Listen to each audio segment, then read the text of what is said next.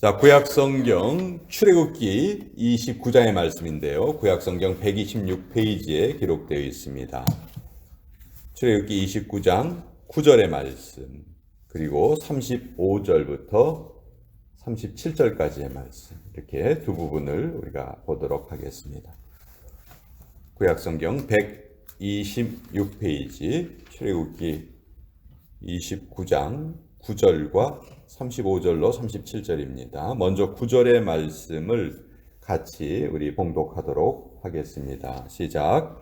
아론과 그의 아들들에게 띠를 띄우며 관을 씌워 그들에게 제사장의 직분을 맡겨 영원한 규례가 되게 하라. 너는 이같이 아론과 그의 아들들에게 위임하여 거룩하게 할지니라. 35절에서 37절까지의 말씀도 같이 읽겠습니다. 시작. 너는 내가 내게 한 모든 명령대로 아론과 그의 아들들에게 그같이 하여 이레 동안 위임식을 행하되 매일 숫송아지 하나로 속죄하기 위하여 속죄제를 드리며 또 제단을 위하여 속죄하여 깨끗하게 하고 그것에 기름을 부어 거룩하게 하라. 너는 이레 동안 제단을 위하여 속죄하여 거룩하게 하라. 그리하면 지극히 거룩한 제단이 되리니 제단에 접촉하는 모든 것이 거룩하리라. 하나님의 말씀입니다. 아멘. 자, 오늘 출애굽기 29장의 내용은 이제 최초로 제사장에 임명된 아론과 그의 아들들에게 모세가 위임식을 행하는 장면입니다. 이 구약 성경에서 아주 중요한 말 중에 하나가 이 제사장이란 단어인데요. 이 최초의 제사장은 하나님께서 딱 정해 주셨죠. 그리고 그 위임식을 이렇게 행하라 해서 모세를 통해서 위임을 받도록 하나님께서 규례를 주셨어요. 그리고 그 규례가 아주 자세하게 출애굽기에 이제 기록이 되어 있습니다. 자, 2017년이 올해가 2023년이죠. 그러니까 6년 전이 종교개혁 500주년이었어요. 그러니까 1517년에 종교개혁이 일어납니다. 그 당시 중세 카톨릭 교회가 너무너무 부패해져 있었죠. 건물을 짓기 위해서 돈이 필요하니까 소위 면죄부라는 것을 발행을 해서 그 면죄부를 돈을 내고 사면은 너의 모든 죄가 용서될 뿐만이 아니고 아직 천국에 가지 못하고 연옥에 머물러 있는 너희 조상들이 천국으로 가게 된다. 네가 면죄부를 사기 위해서 동전을 이 함에 딱 넣으면은 그 동전이 그 밑에 땅 하고 떨어지잖아요. 옛날에는 동전을 썼으니까.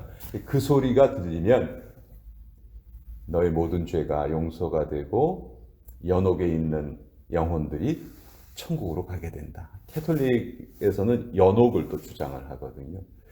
이 얘기에 많은 사람들이 혹해가지고 면죄부를 샀어요. 근데 여러분 생각을 해보세요. 그게 죄가 용서되는 방법이 되나요? 여기에 대해서 가장 강력하게 저항을 했던 사람이 신부가 되고 싶었던 마틴 루터라는 사람입니다. 그래서 마틴 루터가 중세 캐톨릭의 잘못된 점을 95가지, 95개 조항이라고 하는데 그 조항을 써붙여가지고 이제 그것이 사방팔방으로 퍼져나가게 돼서 종교개혁이 이렇게 퍼져나가게 됐죠. 근데 그 때도 아주 어떻게 보면 하나님의 어떤 섭리를 느낄 수가 있는 것이 종교개혁이 일어나기 한 70년쯤 전에 세계 역사에서 아주 중요한 사건이 벌어집니다. 중세 유럽을 완전히 뒤바꿨던 사건, 바로 인쇄술의 발견입니다.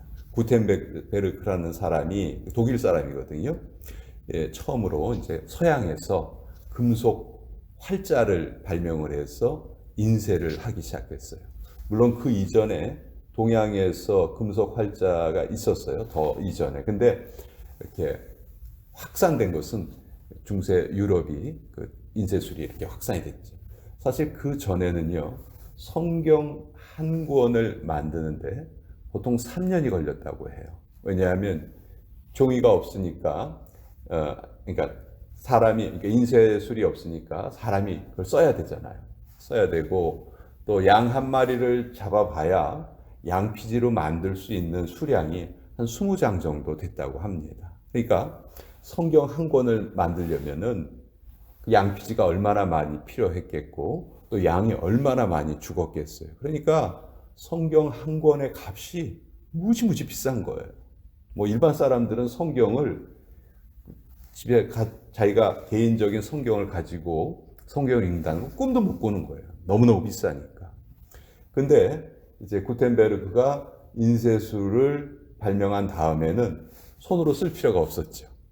엄청나게 빠른 속도로 인쇄를 할 수가 있었습니다. 그리고 마틴 루터가 그 종교개혁을 일으키고 처음으로 이제 독일어로 성경을 번역을 합니다.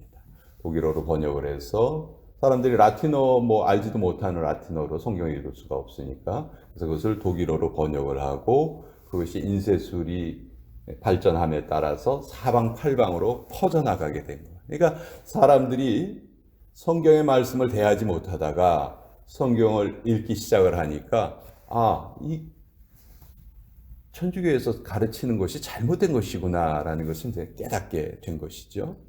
특히 가장 그 천주교에서 강력하게 주장했던 것이 뭐냐 하면 신부의 권위입니다. 신부를 구약성경의 제사장과 동일시했고 그래서 소위 말하는 고해성사라는 것을 하게 해서 그 성도들이 신부에게 가서 자기의 잘못을 고백을 하고 그러면 그것을 반드시 신부들만이 그 죄를 용서해 줄 수 있는 권한이 있다. 이렇게 가르쳤기 때문에 계속해서 신부를 찾아가게 된 것이죠. 그러니까 당연히 자연스럽게 자기의 모든 죄를 다 알고 있는 신부에게 예속이 되는 그런 현상도 벌어지게 된 거예요. 그런 식으로 해서 천주교가 유지가 된 것이죠. 근데 마틴 루터가 성경을 번역을 하면서 가장 주의 깊게 보았던 그 단어 중에 하나가 바로 이 제사장이란 단어예요. 제사장. 성경을 열심히 읽다 보니까 신부가 우리의 죄를 용서해 주는 것이 아니고 우리 개인 모두가 한 사람 한 사람 성도 모두가 예수님의 은혜로 하나님 앞에 직접 기도해서 나의 모든 잘못을 용서받을 수 있구나. 그것을 성경을 통해서 깨닫게 된 것이죠. 그래서 그때 마틴 루터가 종교개혁의 기치로 내걸었던 사상 중에 하나가 만인 제사장론입니다. 만인 제사장. 제사장은 어떤 특별한 사람만 제사장이 아니고 예수 그리스도로 거룩하게 된 모든 사람이 이제 각자가 다 하나님 앞에 제사장이다. 즉 구약에서의 제사장은 제사를 이렇게 집례하는 사람이죠. 일반 개인이 제사를 드릴 수가 없었어요. 내가 제사 드리고 싶다고 해서 내 집에서 내 마음대로 제사를 드릴 수가 없었어요. 반드시 제사장에게 가야지 그 제사장이 제사를 이끌었거든요.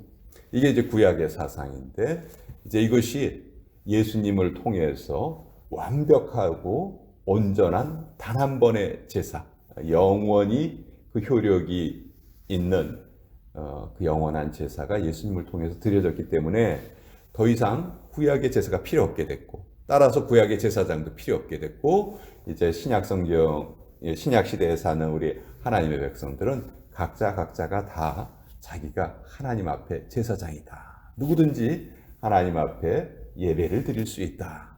자기의 죄를 용서받을 수 있다 하는 것이 이제 마틴 루터의 종교개혁 사상입니다. 이제 그것이 우리 개신교의 뿌리가 된 것이죠. 그래서 지금도 우리가 잘못한 일이 있으면 우리 어떻게 합니까?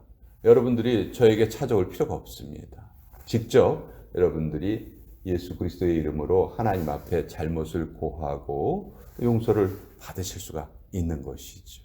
근데 이제 구약 성경에는 그 예수님의 영원한 제사가 있기 전에 과거에 있었던 일인데 하나님께서 아론과 그 아들에게 제사장의 직분을 정해 주시고 그것을 이제 위임을 하셨어요. 모세를 통해서 위임을 하고 구약 시대에는 제사장들을 통해서만 제사가 드려질 수 있도록 그렇게 정하셨던 것이죠. 자, 그래서 왜 하나님께서 수많은 사람들이 있었는데 왜 아론과 그의 아들에게만 제사장의 직분을 맡기셨을까? 그것은 그 이유는 아무도 몰라요. 그것은 오직 하나님의 주권이라는 것이죠. 오늘날도 마찬가지입니다. 이 세상에 수없이 많은 사람들이 살고 있는데 어떤 사람은 예수님을 믿고 어떤 사람은 예수님을 믿지 않아요. 그 선택은 어떻게 이루어진 것일까? 그것도 사실 하나님의 심이죠. 하나님의 섭리예요. 우리가 왜 예수님을 믿게 됐는지 우리더러 누가 물어본다면 우리 제대로 설명할 수 없어요. 뭐 어떤 이유가 있어서 내가 이러이러했기 때문에 예수님을 믿게 되었다. 그 이유가 논리적으로 모든 사람들에게 이해되는 그 이유가 아니거든요. 정말 나도 모르게 예수님을 나의 구주로 영접하게 되었고 그것이 우리 성도들의 표현으로는 하나님의 선택하심이다. 내가 하나님께 택한 백성이 되었다. 그렇게밖에 우리는 말을 할 수 없는 거예요. 논리적으로 설명이 안 되기 때문에. 그래서 제사장도 그런 존재였다. 제사장은 유임받는 내용을 보면 아주 자세하게 써 있는데 먼저 물두멍에 물로 깨끗이 씻김을 받습니다. 하나님께서 모세에게 뭐라고 명령하셨냐면 4절에 보면은 너는 아론과 그의 아들들을 회막문으로 데려다가 물로 씻겨라. 먼저 몸을 깨끗하게 씻깁니다.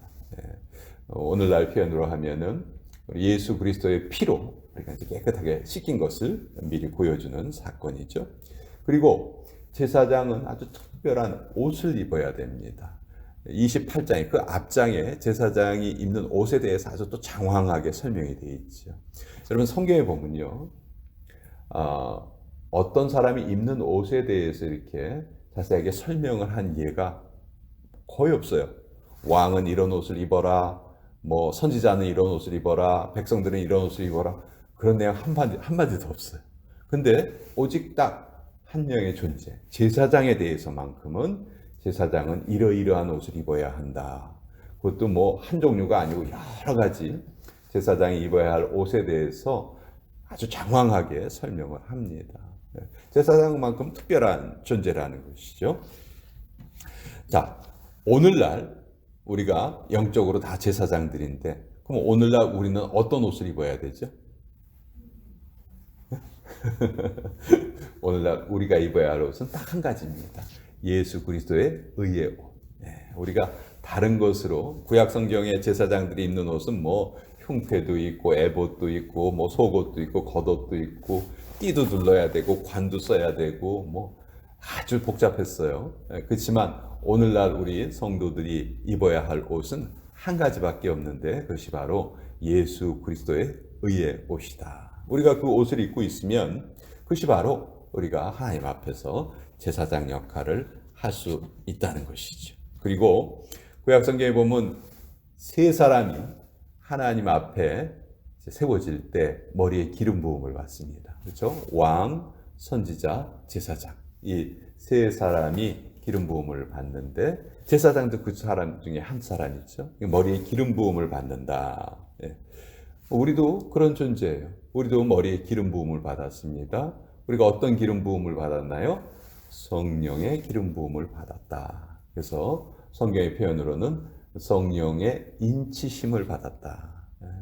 우리 눈에 보이게 어떤 도장이 찍힌 것이 아니고 눈에 보이지 않는 하나님의 소유물이 되었다는 그 표시가 영적으로 우리에게 주어졌다. 우리가 그것을 느낄 수가 있는 것이죠. 그래서 제사장은 택하신 족속이고 씻김 받은 족속이고 합당한 의복을 입은 족속이고 기름 부음을 받은 족속이다.